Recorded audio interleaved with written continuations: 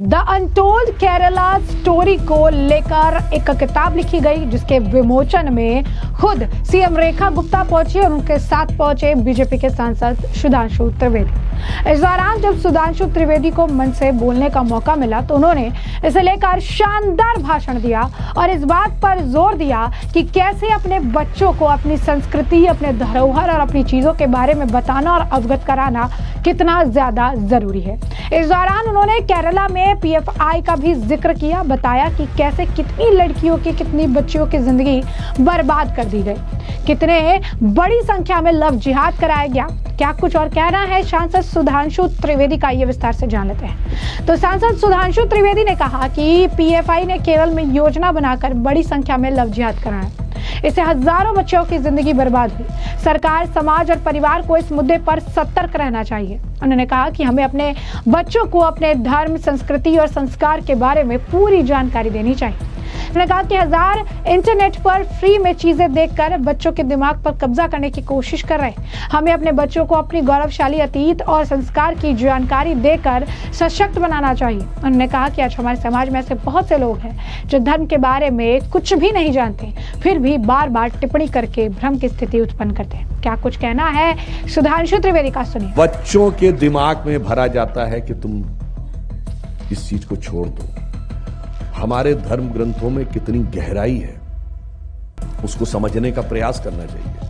हमारी पार्टी के एक लीडर थी, उन्होंने कहा कि हमारे बच्चे हमसे पूछते हैं कि जो हिस्ट्री हमें पढ़ाई जाती है वो क्यों क्रेडिबल नहीं। आप क्यों कहते हैं कि फॉरेनर की पढ़ी हुई हिस्ट्री क्रेडिबल नहीं। तो हमने उनको फिर ये कहा कि आप अपने बच्चे को ये बताइए कि हमें इससे, पहली बात तो हम एक विचित्र देश है दुनिया के जो अपनी लिखी हिस्ट्री को क्रेडिबल न मान के फॉरेनर्स की लिखी हिस्ट्री को क्रेडिबल मानते हैं। कोई ब्रिटिश नहीं कहता कि जर्मन की लिखी हिस्ट्री क्रेडिबल मानूंगा, कोई जर्मन नहीं कहता फ्रेंच की लिखी हिस्ट्री को क्रेडिबल मानूंगा, कोई फ्रेंच नहीं कहता पोलिश की लिखी हिस्ट्री को क्रेडिबल मानूंगा। चलो उस पर भी मानो तो कोई बात नहीं।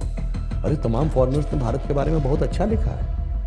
मेगास्थनीज ने लिखा है, तीन चाइनीज यात्री आए, फाहियान वेनसोंग इत सिंह, उन्होंने लिखा है। रशियन आया निकितिन, उसने लिखा है। इटली से आया, उसने लिखा है। मगर तुम उसी को क्यों प्रामाणिक मानते हो जो लुटेरे थे, जो हमको लूटने आए थे। लुटेरों की हिस्ट्री को प्रामाणिक मानने वाले हम दुनिया के इकलौते विचित्र देश। तो उन्होंने कहा ये बात तो बच्चे के समझ में आई, हम लुटेरे की हिस्ट्री को क्यों प्रामाणिक मानते। इसलिए मुझे मानना है कि माता पिता का भी यह दायित्व है, क्योंकि देखिए अगर आप ये मान रहे हैं कि केरला में इस प्रकार का स्ट्रक्चर बना हुआ है एजुकेशन में जहां पर कि वो परवर्ट करेंगे, तो हमें इन चीजों को समझवाने की जरूरत है ताकि बच्चे उन चीजों को समझें।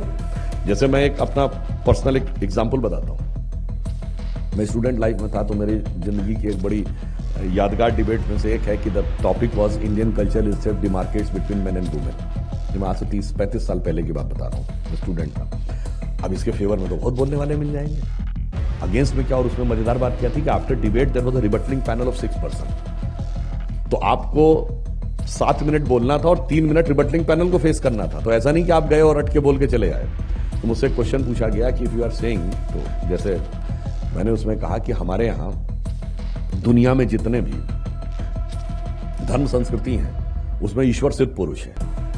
सिर्फ भारतीय संस्कृति में अर्धनारीश्वर की परिकल्पना है, शिव और शक्ति दोनों है। अब बताइए केरल में कहते हैं शबरीमला मंदिर में महिलाओं को प्रवेश नहीं दिया जाता था, तो कोटक्कल भगवती मंदिर में पुरुषों का प्रवेश नहीं है। केरल में 4 ऐसे मंदिर हैं जहां पुरुषों का प्रवेश नहीं। उसको मुद्दा नहीं बनाना है, मुद्दा बनाना है। अब अगर देखा जाए तो तमिलनाडु में तो किन्नरों का एक मंदिर है, वहां कोई क्यों नहीं कहता कि सबका प्रवेश होना चाहिए।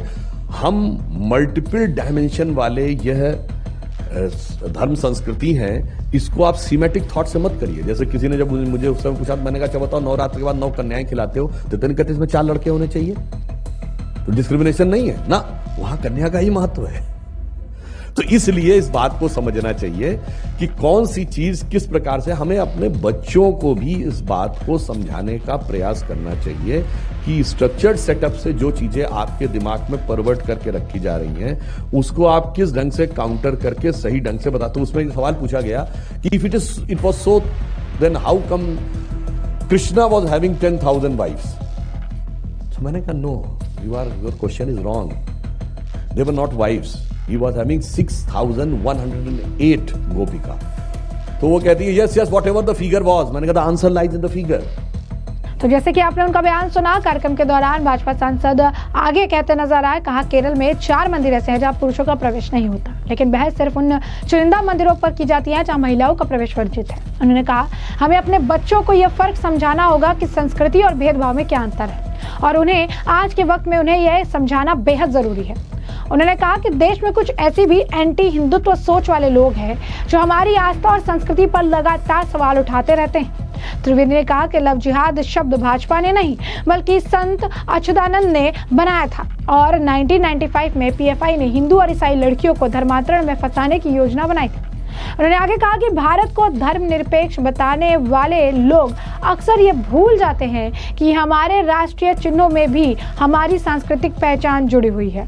कार्यक्रम के जरिए भारतीय जनता पार्टी के राज्यसभा सांसद सुधांशु त्रिवेदी ने यह साफ संदेश दिया कि सरकार, समाज और परिवार तीनों को मिलाकर अपने बच्चे, खासकर बेटियों को इस तरह की साजिशों से बचाने के लिए जागरूक करना होगा।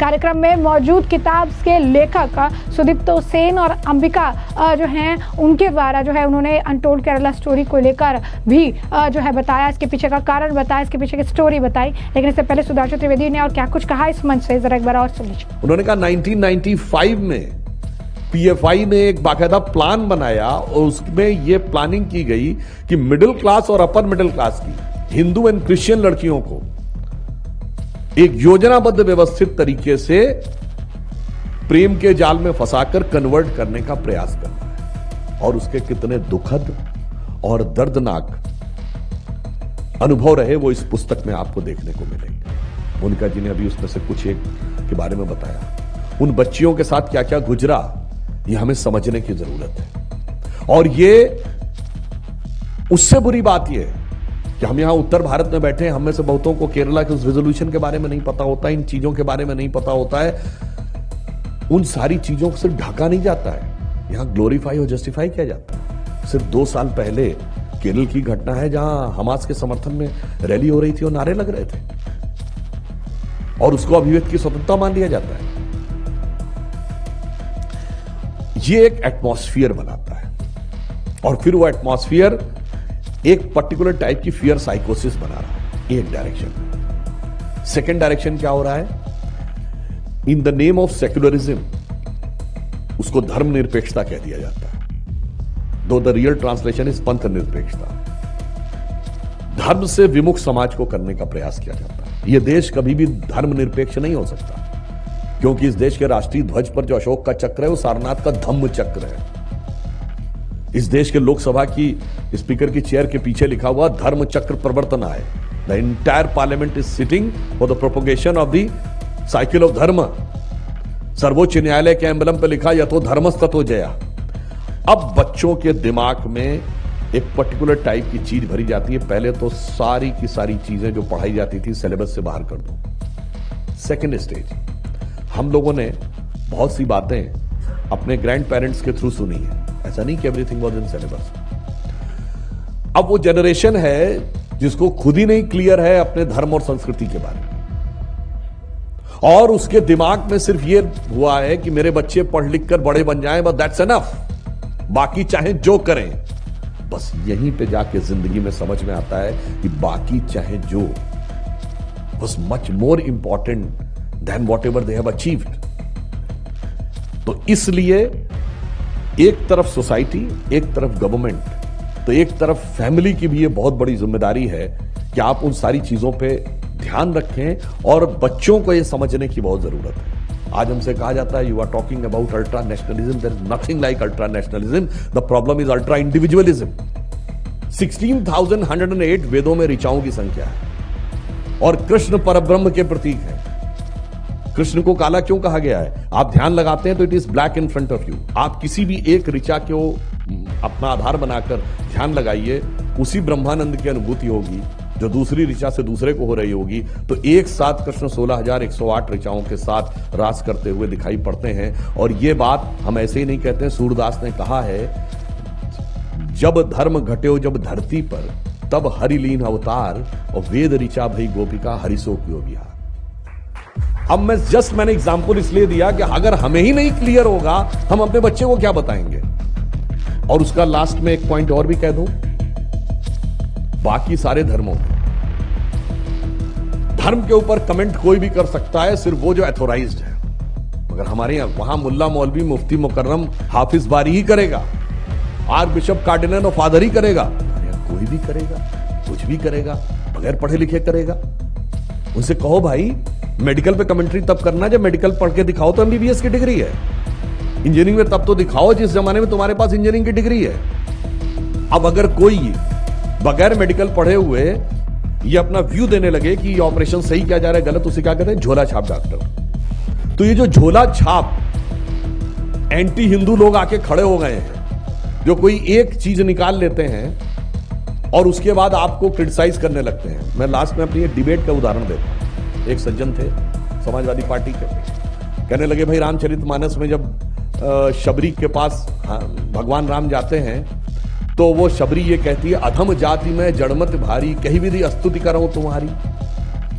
तो ये मुझ पे आपत्ति है कि मुझे अधम क्यों कहा। तो मैंने कहा जी ये तो कई बार ये होता है कि आप रिस्पेक्ट देने के लिए कहते हैं। अब आपकी पार्टी के नेता आते हैं तो आप कहते हैं मैं आपका बच्चा हूं, इसका मतलब रियल में बाप थोड़ी कह रहे हैं उनको।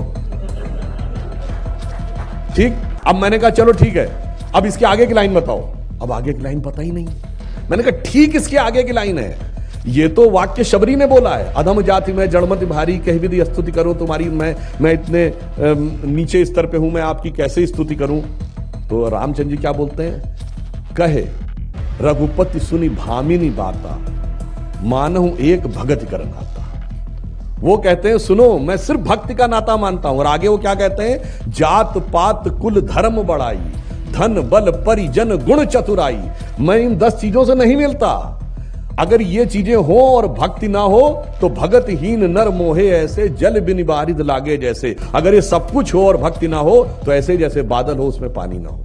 अब आप बताइए, आगे का सारा सेंटेंस डिलीट और एक सेंटेंस को लेकर खड़े हुए। इसलिए मैं सिर्फ यह कहना चाहूंगा कि सरकार, समाज और परिवार तीनों के स्तर पे हमें बहुत जागरूक रखने की जरूरत है।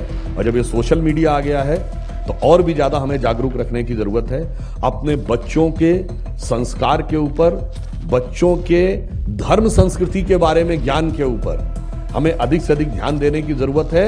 और लास्ट में आप यह भी विश्वास रखिए कि जो लोग ये सोच रहे हैं कि हम सब चीज को पलट देंगे, जो माननीय प्रधानमंत्री जी ने कहा है, अब वो वक्त गया, भारत का वक्त आ गया है। जो उन्होंने अमृत काल के लिए 5 प्रण बताए हैं कि भारत को विकसित राष्ट्र बनाना है, गुलामी की मानसिकता से अपने को मुक्त करना है, अपनी संस्कृति पे गर्व करना है, अपना कर्तव्य करना है और कर्तव्य सामूहिक रूप से करना है। भारत का वक्त आ गया, अब इसे कोई रोकने वाला नहीं है। प्रधानमंत्री जी ने कहा अमृत काल के जो 25 साल हैं ये वो आधार बनाएंगे जो 1000 साल तक भारत का भविष्य मार्ग प्रशस्त करेंगे। तो हम वो देश हैं, 25 साल की योजना है, 1000 साल की दृष्टि है, हजारों साल पुराना हमारी प्रेरणा है। शबरीमला मंदिर में माना जाता है कि जो ज्योति जल रही है वो 2000 साल ऊपर से जल रही है। और दुनिया में कोनो धर्म नहीं है जो कहे कि मैं 2000 साल से ज्यादा पुराना हूं, और कोई ऐसे देश नहीं जिनकी 2000 साल से पुरानी। वहां माना जाता है निरंतर ज्योति जल रही है। तो मैं अंत में सिर्फ ये कहूंगा कि एक गौरवशाली अतीत हमें प्रेरणा दे रहा है, स्वर्णिम भविष्य हमारी प्रतीक्षा कर रहा है। वर्तमान में बस सावधानी रहने की जरूरत है। तो गौरवशाली था भूत यानी पास्ट, गौरवशाली था भूत, भविष्यत भी महान है अगर संभालें आप उसे जो वर्तमान है। धन्यवाद। तो जैसे कि आपने उनका बयान सुना, तो वहीं अब बात कर लेते हैं सुदीप्तो सेन और अंबिका। उनके अनुसार अनटोल्ड केरला स्टोरी सिर्फ एक किताब नहीं है बल्कि समाज और पूरे देश के लिए एक बड़ी चेतावनी है कि हमें अब चुप नहीं रहना चाहिए बल्कि इस सच का सामना कर अपने बच्चों को सुरक्षित और जागरूक जो है बनाना चाहिए, क्योंकि समय की यही मांग है, समय की यही डिमांड है। और यही कारण है कि इस पर ध्यान देने की ज़रूरत है, यही कारण है कि अपने बच्चों को जागरूक करने की ज़रूरत है, यही कारण है कि उन्हें बताने की ज़रूरत है कि क्या सही है और क्या गलत है। अपनी संस्कृति के बारे में भी उन्हें पूरी जानकारी होनी चाहिए, तब जाके वो सही और गलत में फर्क समझ पाएंगे। तो ऐसे में हमने आपको जो पूरा मामला ये बड़े विस्तार से बताया कि ये पूरा मामला क्या है, सुधांशु त्रिवेदी ने क्या बयान दिया उसे भी आपने सुना है, और हमने आपको बताया भी कि जो ये किताब है द अनटोल्ड केरला स्टोरी, वो केरला की उस सच्चाई के बारे में लोगों को अवगत करा रहा है जिससे शायद लोगों को पता है लेकिन कभी ध्यान नहीं गया, और कुछ ऐसी चीजें जिसे छुपाया गया और कैसे द केरला स्टोरी मूवी में एक बहुत ही अलग आप कह सकते हैं कि केरला के दर्शन कराए गए थे, जहां पर लड़कियों को बरगलाया जा रहा था, लव जिहाद के नाम पर किस तरीके से क्राइम बढ़ रहे थे। और इस द अनटोल्ड केरला स्टोरी की इस किताब में भी कुछ ऐसे ही चीज़ और ऐसे ही घटनाओं का जिक्र भी मिलता है। उन्होंने कहा भी कि ये किताब नहीं, ये सच्चाई है और इसी वजह से इस पर ध्यान देने और इसे लेकर अपने बच्चों को जागरूक करने की ज़रूरत है। और ऐसे में अब इस पूरे मामले पे सुधांशु त्रिवेदी के बयान पर आपकी भी जो राय हो कमेंट सेक्शन में कमेंट करके ज़रूर से ज़रूर साझा करिएगा। धन्यवाद।